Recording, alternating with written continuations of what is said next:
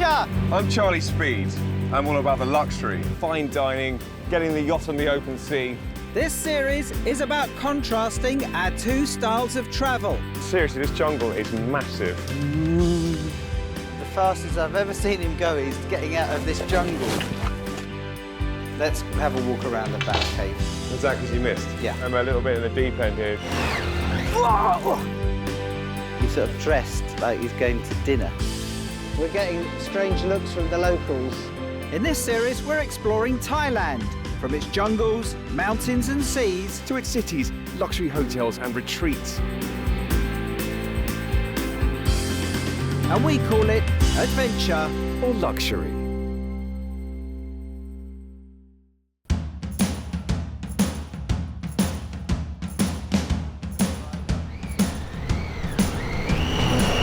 That lady's smiling at us.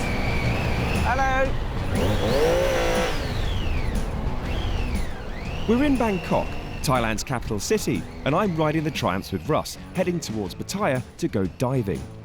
Of all the adventures he's planned for me on this trip, this one's got me the most nervous because I've never dived before. But for now, I need to concentrate on riding through these chaotic city streets.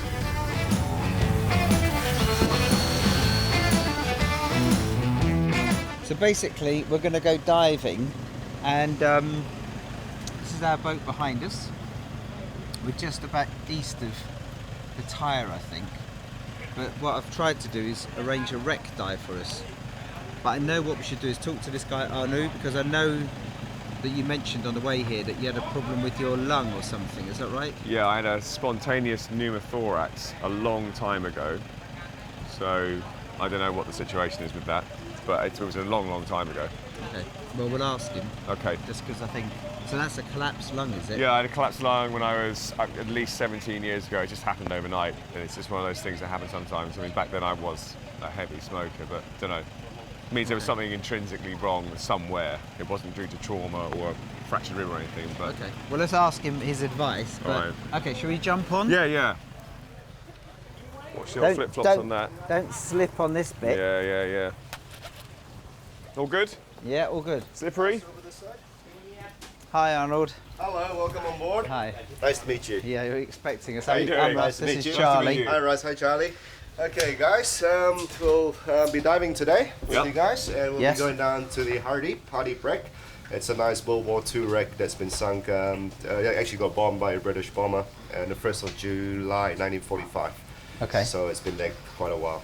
So this one, the Thai renamed the ship. It was actually called the Clerk under the Dutch. And when the Thai took it over, it was actually called the Satatip, after one of the Thai princesses. And since then, now it's been sunk, and now most people call it the Hardeep because it's hard to get to and it's deep. Got you.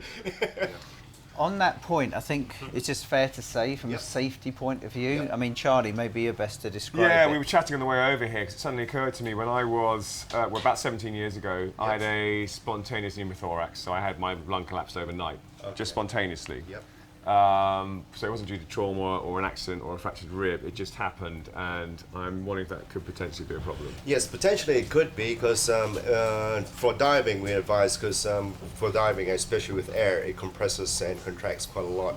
So going down, it could create a problem. So we always advise divers, if you had some previous history, to get a medical, like a proper check through first, Right. before we would go diving. So that's more advisable.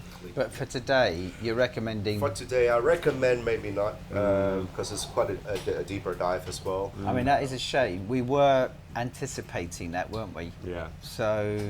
If it was to Okay. happen, what would happen? Worst case scenario is basically you would collapse and get unconscious and stop breathing. Right. And then the treatments for it is basically to a chamber. Wow, Yeah, okay. but they have to recompress you and do a whole lot of stuff. Yeah. Okay. Okay, Right. okay. It's not good news. No. But I think we'll carry on with the dive if that's okay. Just of course. because then we can show you what it's all about. Okay. You know, from an adventure point of view. But there's no point putting anyone at No, risk. that's the whole thing, yes. Okay. Okay, great. Thanks, Arnold. Thanks, man. Cheers. Cheers. Sorry about that, mate. Mate, listen, that's the nature of the beast, I suppose. I think it is worth, with diving, because a lot of people just go on holiday, they dive, and you know, but there are certain dangers attached to it. Listen, it's good. Have a good time. I can see the footage. Yeah. And then perhaps we can chat with Arnold as well, just so I can get some information about the do's and don'ts. Well, actually, and also about the wreck, because it sounds Yeah. like it's got good history. Arnold, this is Andres. He's going to come down to film. Okay, not a problem. And he'll have a buddy with him as well, will he? There'll just be the three of us. Three of us? We'll just go as a buddy team. You'll keep an eye on him. Yeah, and I'll keep an eye on him with you. And me. And you. All right, so it'll activate by itself. So once you jump in the water, okay, so it's calibrated for normal air and salt water. So when you jump in, it'll just tell you what your depth is and what your no decompression limit is. So there'll be a timer going there. It'll be your maximum time that will show up. Okay. When we go into the line, onto the wreck, there's a buoy line that goes down, or what we call a shot line. So when we get into the water, we'll do it down stride, hold on to the line, and we'll descend all the way down to the bottom. Okay. Down the bottom, it's pretty nice sandy area, so we'll just move on onto the wreck. And are we pulling ourselves down the line like this, or you just want us to go down like that? There's not much current. We'll see what the current is. If it's light current, just pull yourself down. If there's no current, you can just probably just hold on to it gently. So so basic equipment. Okay, we've got our regulator. Okay, so this is your inflator and your deflator. Okay. You've got your air gauge over here, so you've got more than about 200 here, which is full tank, and you've got your dive computer here, okay? And this is your main regulator that you use, all right? Alternate air source is just tucked in over here, okay? Right, so I'll give you another briefing just before we hit the dive site on our dive plan and what we're going to do. Aha. Okay guys, so this is the dive plan. So this is what the wreck looks like, okay? So the bottom here is about 27, 28. And as you move up to the wreck, it goes on to about 25. Okay, just over here, there's a nice big cargo hold. So what we'll do is we'll actually first just move out on the outside of the wreck, just along the sand line, just move along here towards the back. Now, if the currents are pretty much okay, what I'll do is we'll penetrate through this cargo hold in here, and there's a corridor that goes through and it comes out towards the aft of the boat, just underneath the props. Over here, there's still two unexploded 1,000 pound bombs. Can we have a look at them? We can try. Yep. I think the currents will be good. We can try and see them. But don't touch them. But do not touch them, and don't tap them for sure. Okay, the fuses are out, but the explosives are still inside. Okay. So as we ascend and descend, just hold on to the rope at all times. Okay. I'll give you a signal to go up, and I'll follow by the signal, okay? And just so we all remember, that's like, are you okay? Yeah. And if you see that, you do that back, don't you? Yeah. And if you're not happy, or if your air's, you're not happy, it's that. If you have any problems, just give me that, followed by this, and I'll know that you want to ascend. And that okay? is... Right. Then if I give you... No, you don't want to hit that signal. I'll be the wreck. That means I ain't got no air I'll left. give join you the wreck. this signal, and it's basically me asking you how much air you've got. So just pick up your air gauge, have a look. That's the one at the bottom. So assuming you've got 120, just go 120 or 120. That's fine. Okay.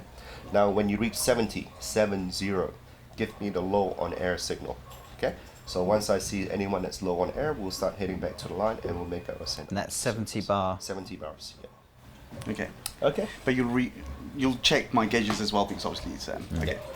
Okay. And it's best to just relax and breathe real slow. That's why we don't want to go against the current, because I've had that before. You just consume so much air. so Okay, we better get going. We gotta get going because Yeah. it's really slack now. So Yeah. we'll just keep it right. Exciting. Mr. Crew right now. I quite like diving on wrecks, particularly when they've got a bit of a history to them.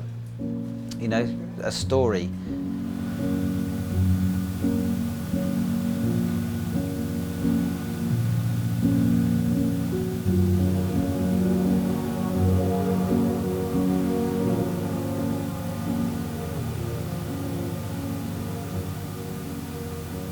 As the boat headed to the Hardeep dive site, which is about 20 minutes away from the marina, the preparations began. Wetsuits on, air prepped, and cameras ready. And even though I couldn't dive, I was really happy that Russ was still able to go down and see the wreck. And that Andreas from the crew would get to take my place.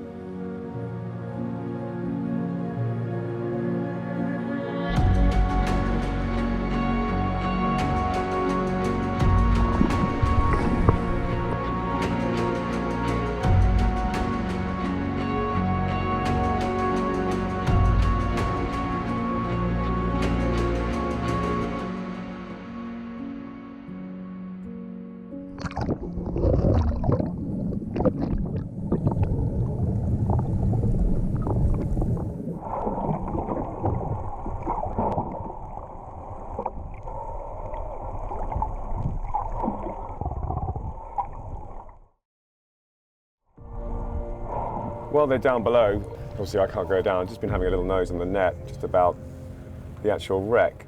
It was sunk in May 1941, and it was an 80-metre freighter.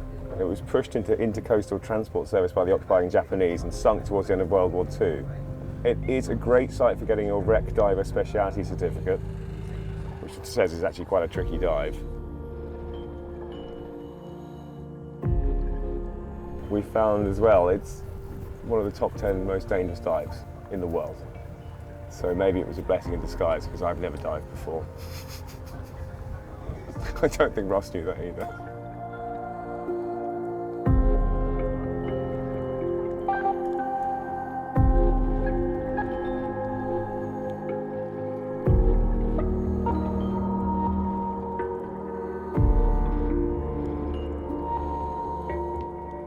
And it was attacked and sunk by the British Allied bombers in the latter part of World War II. Originally, it had a long service history before the war as both a passenger and a cargo ship before it was commandeered by the Japanese army to run supplies to Thailand, where they were building the railway linking the country to Burma. So a bit of history there. Gutted I can't go down, but there's always time in the future, isn't there?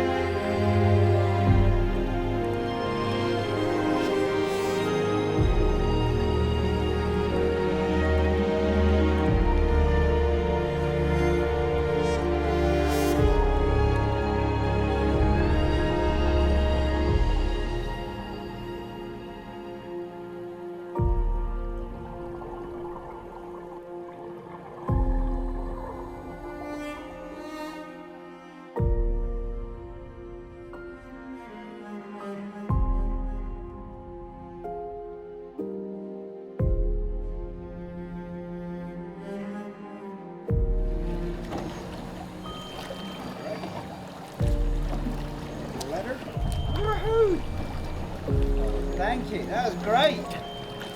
That was really good. And now everything gets heavy. Thank you. That was great. There was just a few seconds down there, particularly one where we just went inside the wreck. That moment, I was breathing a lot quieter. And it was just really serene. Just going through, and there was just a square on the outside. And it was all blue and perfectly quiet. I could hear my breath and I was pretty relaxed, although I'm not the fittest bloke. But in that moment, it was just like, that's what diving makes it worthwhile. If people can go diving, you don't have to wreck dive. I just like wreck dives because they're a bit eerie. It's like where humans used to live and now all the animals are taking it over. So it's eerie down there. There's quite a strong current as well. When you come back up, you have to hold the chain with one hand because you're sort of pulled out. Or if you let go, you'd be taken off somewhere. But it was good. I love it. I like diving. And I think bizarrely, you hear your breath more than any other time in your life. So you're aware of how precious that is.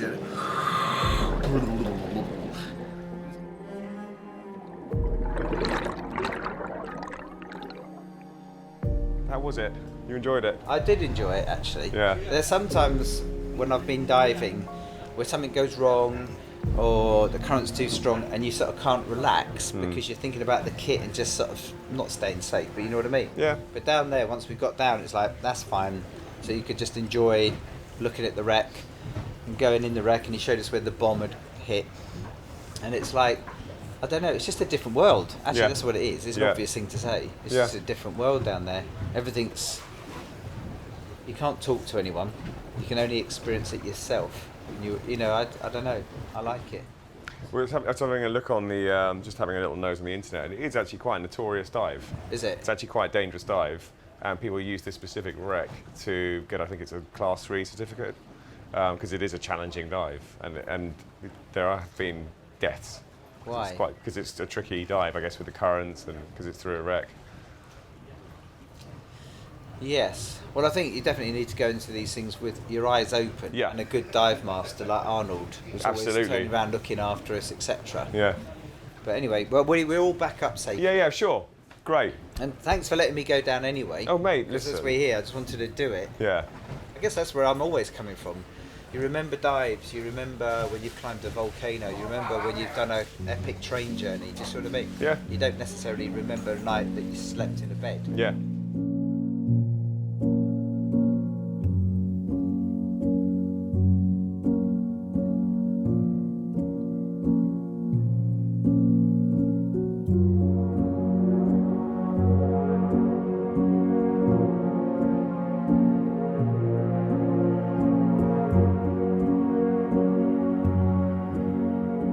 I would like to talk a little bit about my philosophy on luxury.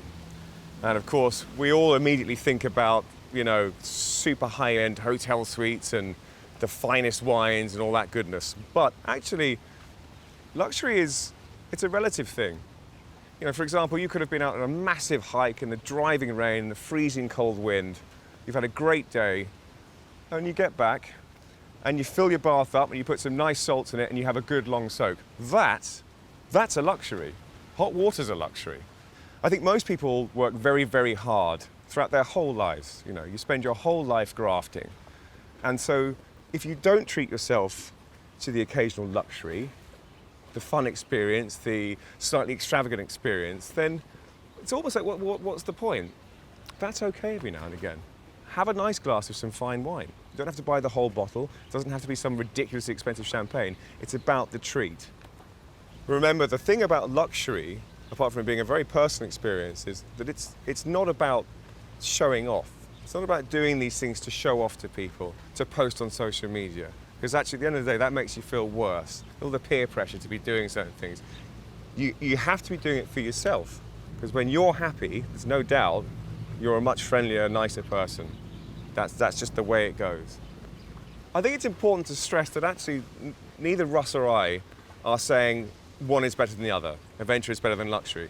In actual fact, they can work in harmony. You know, pitching up in the middle of the jungle and stressing the night away, and then getting back to that bit of luxury, whether it just be a hotel room with a nice hot shower. The two things work incredibly well together. There are many, many things that you can do out there. Get out there, give them a go, and then don't feel bad about treating yourself afterwards. You know, it's what it's all about. You know, we've only got one go, so let's do it. It was now time for us to leave Bangkok, and we jumped on a short Thai Airways internal flight to Phuket in the south of Thailand.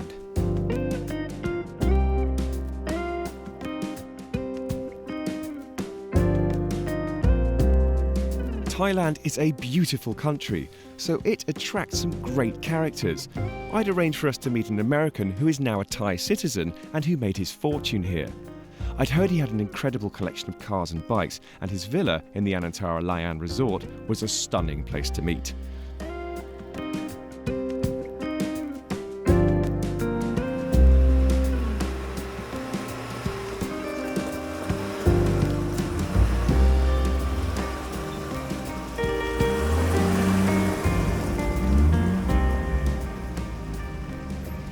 Morning.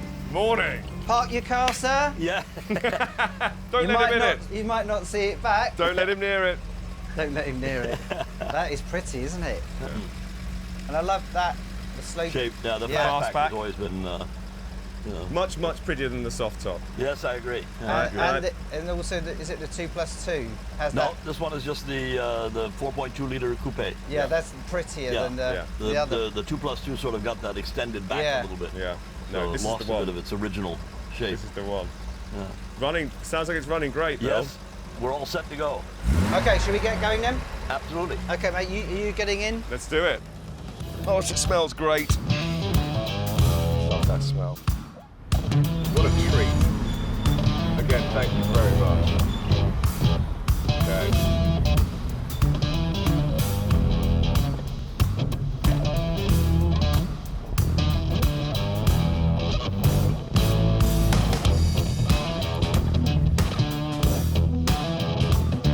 Bill is taking us on a tour of his favourite roads, but since the E-Type is a two-seater, Russ is going to have to follow behind on the Triumph Explorer. Having been a lifelong petrol head and especially keen on classic cars, this was going to be one of the most exciting Sunday drives I'd ever been on.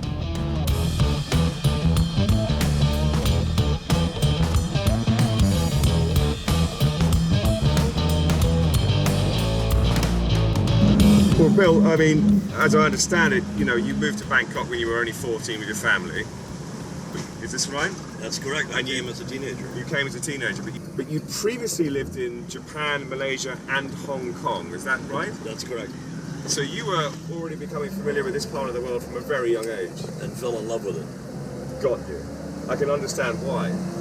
Now, as I understand it, you were quite the entrepreneur from a very young age. I love to go racing and cars and motorcycles, so I had to have a job to be able to afford those things. I can see the inspiration there. I mean, you wrote a weekly karting column, didn't you, in Bangkok World? That's right. And so, did you write that? So that helped you get advertising space. Is that right? That's correct. And then I got a commission off all the space I sold. Oh, super. And then you later you took over that department, didn't you? That's right. And how old were you? By that time, I was probably 16. Wow. And then from there on, tell me how it progressed and how you ended up building this amazing business empire. Well, we got into advertising. I owe a lot to David Ogilvy, who taught me a lot about many things, and sold that company, and then got into property and food. That's where we stay today. We've got about 150 hotels scattered around the world, 2,000 restaurants around the world, and I get to live in Phuket and Bangkok. And how much time do you sort of spend between the two places? I spend 2 weeks a month in Thailand and 2 weeks traveling. Right. And with the Anantara brand, well, tell me about it. What was your inspiration for that brand? Really, I always thought that travel should be mixed with adventure. Right. And people, sometimes they want to rough it and sometimes they want to enjoy it. And we tended to put hotels in places where normally you had to rough it. And now you don't have to rough it quite so much, but you can still have all of the fringe benefits of the adventure. So you get the best of both worlds, essentially. Exactly. And that's what people want these days. Yeah. So they want a bit of adventure, but they want their creature comforts. Absolutely, and it really does cover all bases, doesn't it? So my idea of roughing it, in these difficult spots is when room service is a little slow. Well, that's not something we've experienced at your residences. It was a humid day, so we stopped for a drink and to learn more about the island. Bill owns a number of hotels and companies on Phuket and all around Thailand. His businesses were affected by the tsunami that hit on the 26th of December 2004. Thailand was only 300 miles from the epicentre of what was the third largest earthquake ever recorded. The effect was devastating, killing a total of 280,000 people in 14 countries. Thailand lost around 7,000 people from many parts of the country, including islands and destinations we'd visited on the trip. On the island of Phuket, where we are now, the water rose by a staggering 20 foot, destroying everything for miles. We understand that currents can be quite tricky further out. Very tricky. Even just close in, there's a tremendous undertow. And that was an incredible thing when you had the tsunami came. This was on Boxing Day. But it wasn't so much the height of the wave, it was the power of the water going back out. It was the suction effect. Yeah, and then if you were in your hotel room, it became like a washing machine. The toilet came up, the bathtub came up, the beds, everything was sort of swirling around as it went out. Incredibly destructive. When you consider that we lost 7,000 people, whereas we only lost 200 on Phuket, the island, and we lost probably another couple of hundred over on PP Island. Where the wave got bigger was in the shallow, where the tide went out, and then when it came back in, the wave built up and became very high. So that's why in the Maldives we had no damage from the tsunami, because the wave it's so deep, the water's there, it just sort of rolled over the islands 6 or 8 inches. And whereas here it built up into a wave, we probably had a wave in Khao Lak of about maybe 4 meters. Gosh. And that was a lot of water. And then when it retreated, all that water took everything back out with it. So what have they done now to, what's the protocol now? They've got an early warning system, so they sense the tremors, and they can also then measure any currents. And what are people supposed to do now? Then you go to a high point, you go to a mountain or wherever, get out of these low-lying areas. Is that sort of practiced at all? Yes, or? we've had some rehearsals, and really? We've had a couple of earthquakes that everybody then worried that there might be a tsunami, but so an alarm goes off, the siren goes off, and everyone knows just to get to high ground and. So we've got. That would be horrible. Yeah, but Phuket recovered, considering that many people said that nobody would ever come back. And you lost that many tourists in one fell swoop. It's hard to imagine where we've ever lost that many people. I didn't realize there was that many. Yeah. I didn't know 7,000 in one place. So I came down on the 26th in the afternoon. We were the second plane to land. To do something to help? Actually, to try and help, because we lost one hotel. Did you? That we had a hotel, and we lost some guests and staff and whatnot. So it was a pretty amazing scene. Yeah, nature's got a few surprises up its sleeve, that's for sure. But the tourism now is buoyant, it's fully recovered, isn't it? Fully recovered really within a year. Yeah. I can understand why you love this country so much. I completely understand. Yeah, no, it's a fantastic I think country. it's a go-to place for a good holiday. Yeah, absolutely. You know what I mean? Like people say, where would you go on holiday? It's like Thailand, just because you just feel comfortable here. You've got the weather, the food, the people are friendly, like we said before. I'll go in the bin, mate. Shove them in the van. Have we got a bin in the van? Yep, okay. Yeah, let's do this. Would it normally be sunny at this time of year? Yeah, well, it's just turning now. It would be the peak season would be November, December, January, February, March, April. It's coming into the sunny period. Coming into but we just call it a green period. This is an unusual time that you would get 2-3 days of rain. Normally you'd get a couple of hours of rain and then it goes away. So I think we've got rain all week. Yeah, right. Well, it was much better last week. Typical Brit. You brought it with us. Sorry about that. That's right. Bill. Absolutely.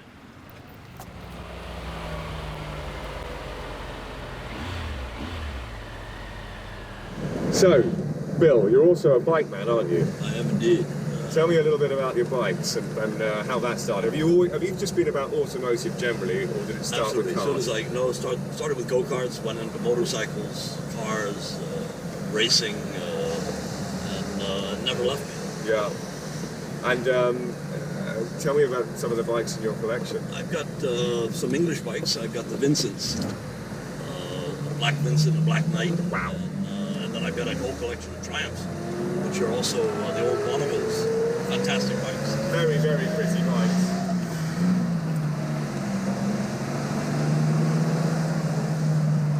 She's still got some poke, hasn't she? Yeah. So when did you start flying then? I started when I was probably 30. Okay. And I bought my first jet when I was probably 50 something. So now we have a string of jets which we use for business. We've got a Gulfstream 5, a Citation 10, which is the world's fastest private jet. Oh, wow.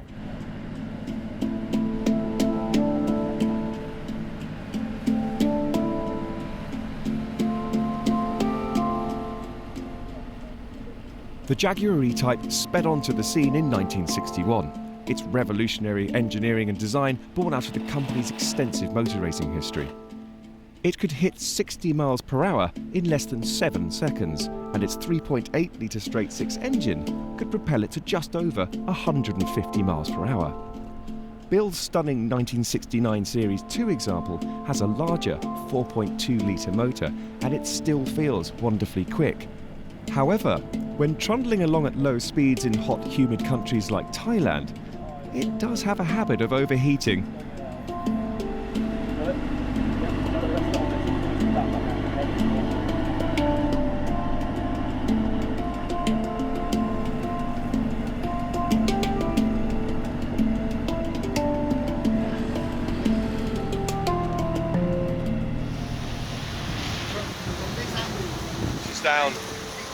She's down.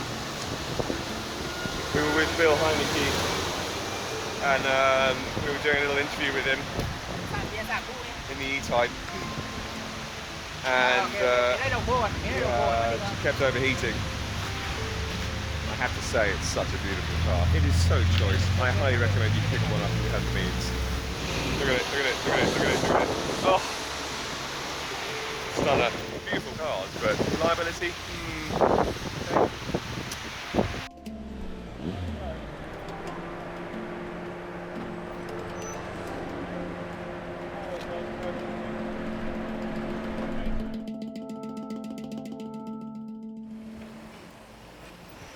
What's happened, mate? The poor old girl's been overheating. Oh. Because of the nature of filming and the speed at which we travel, the airflow through the rad just hasn't been enough. And of course, we've stopped a fair few times to let it cool down, and the battery's just dead. Well, unfortunately, I mean, having got a few classic bikes myself, they are temperamental. Well, that's so it. They're beautiful to look at, beautiful to drive whilst they go, but you need a little bit of TLC with them. Well, they also need to travel at a speed where the air's coming through, and it just got too hot. Yeah, but it looks stupendous. It's such a beautiful car, isn't it? Yeah.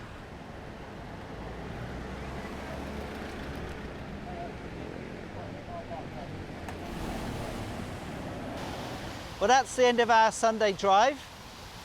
The poor Jag's overheated, but to be fair, it's like a good 50, 55 years old, maybe, that car, something like that. So she's done well. She looks great. Charlie has to go back in the van, but it's now going to tip down again. So maybe he's dodged a bullet. Now I'm going to dodge this jam.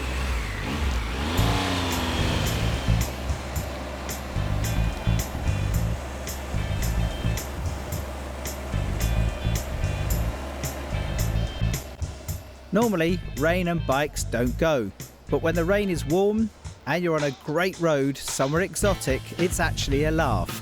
I was soaked to the skin, but loving this adventure. The bike handled brilliantly, and it was easy to slip through the traffic back to the Anantara.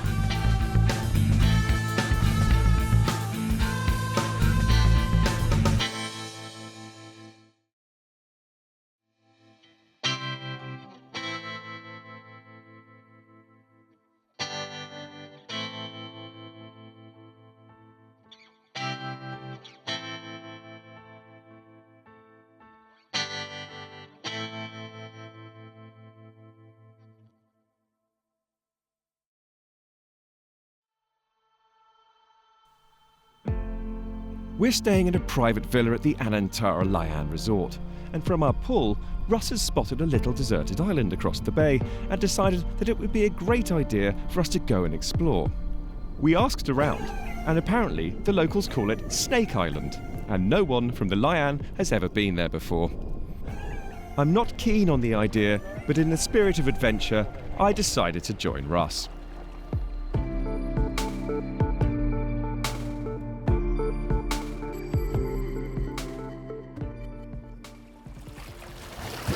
Very pretty island, I'll give it that. Just the content I'm unsure of. Come on in.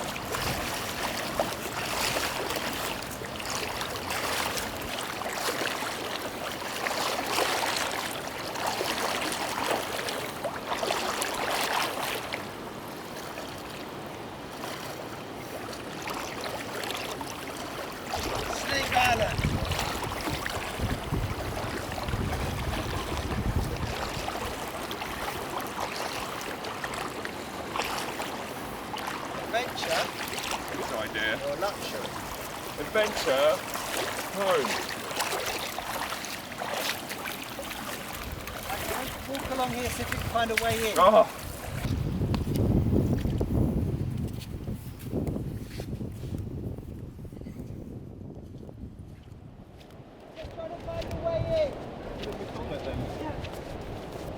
Hold on, Russ.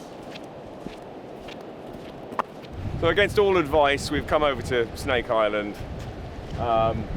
Russ is looking for an entrance, but there are no entrances because no one comes to this island for obvious reasons. We have got a machete with us, and I'm going to let him do his adventuring magic while I watch. We've just got to find a way in because there's no actual path into Snake Island. So we'll just walk up the beach here a little bit and just see if there's a way where we might be able to get in for a few meters, 100 meters, something like that. I think they said that there's like cobra on here and God knows what. So we better put our boots on. Yeah. It's as good as any. Russ, Yeah? last time we saw an entrance back that way, unless you want to carry on going. Let me just look in there very quickly. Okay. I'm going to have to rinse my feet.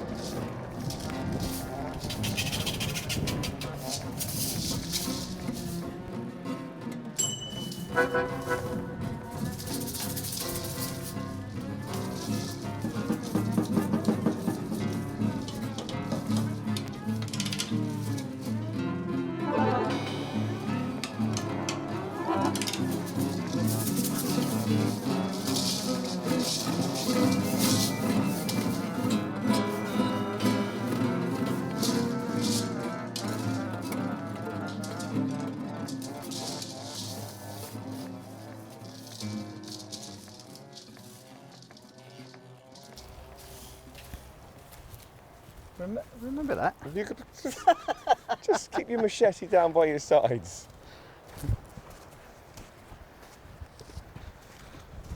I've chosen to wear my motorcycle boots for obvious reasons. Good armour for the ankles, feet and the calf. I mean, I like to go in prepared for these things. Well, I don't want to do this actually in the first place, just so we've got that. But I thought this was a good opportunity to get the old boots out. You've got some pretty hardy footwear though. Yep, these are my rocker boots. Calf Actually, covered? sort of motorcycle boots, really. I mean, no snake will bite through that leather, I don't think. When there?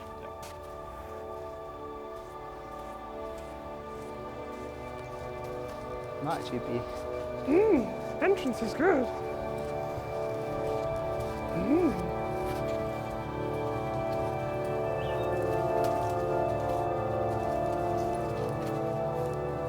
It was in the jungle. That's where it gets a little bit tricky, isn't it? Put that over your, across your front, you might find it easier.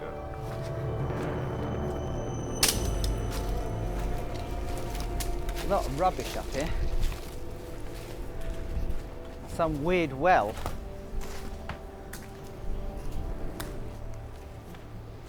Eyes up and down and left and right and everywhere.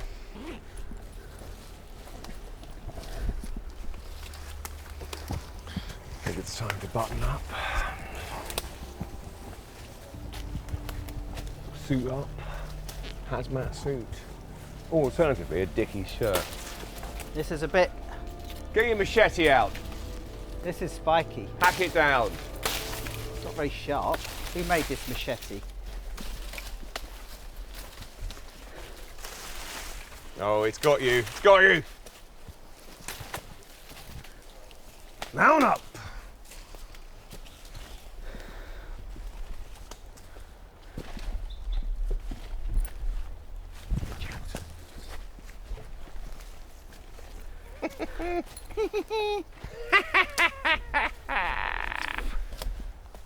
What's that? Careful.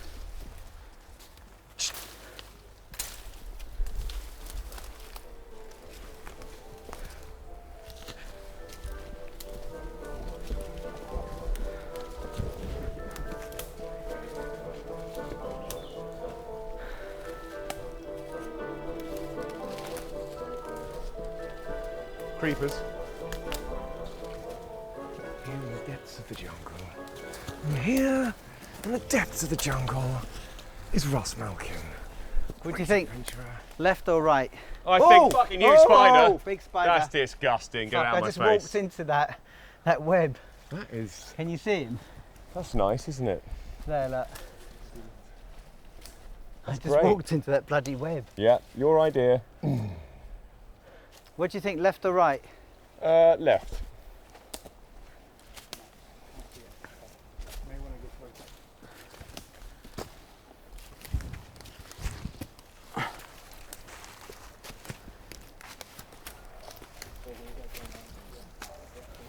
Every little step I take, death comes closer. Every little step I make, I didn't like my will. Every little step I'm going off-piste to explore the real jungle.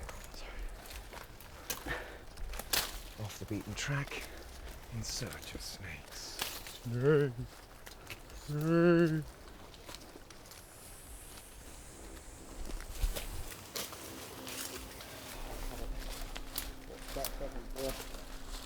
Let's do it, Malkin. Let's run.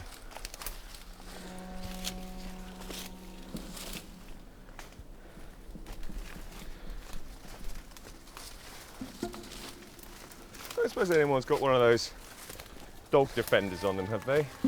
Spider again. Oh, Look. fucking big one. Whoa. That's not particularly nice. Snake. I've got one. Oh, fuck me, you haven't There, got look, you fucking... Excuse my French. I've got it. It's all right, we're safe. I knew you were going to do that.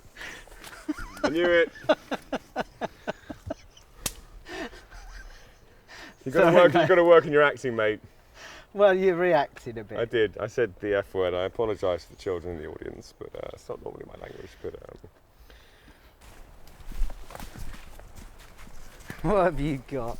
What are you going to do? I'm just going to touch your ear and get you reacting. Mind out, some of those things can be a bit sharp. Mind the creepers.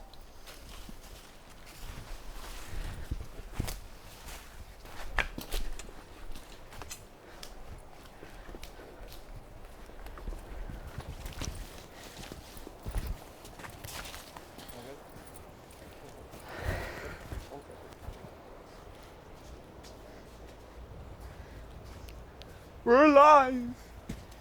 Well, that's the end of our little Snake Island adventure. I had a bit of a hiss, E-Fit. Yes. And now what? I guess you want to go back and... I want to go back up there. Ah! No more. I bought that yesterday for 100 baht. I thought it might come in useful. But you know what? I knew you were going to do something, and then I forgot you were going to do something. It's like, snake! In my face. It's like, snake! We'll do a reenactment. By the pool. A reenactment by the pool, okay. Should we do that? Come on then. Let's do it. Come on then. Ready? You ready? Now look here.